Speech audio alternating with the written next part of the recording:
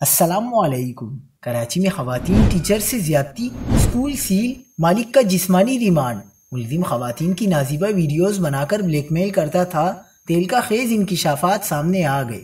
کیا آپ حالات حاضرہ سے آگاہی حاصل کرنا چاہتے ہیں؟ خبر کے پیچھے چھپے اصل حقائق جاننا چاہتے ہیں تو ابھی سبسکرائب کیجئے جلمل پاکستان کو اور ساتھ ہی گھنٹی کے نشان پر کلک کر دیں۔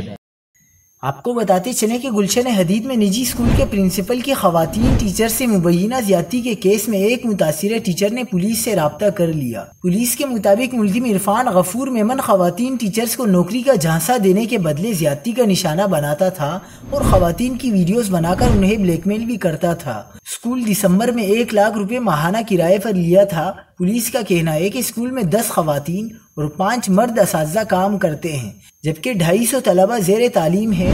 پولیس نے کہا کہ اسکول نہیں، صرف دفتر کو سیل کیا گیا ہے۔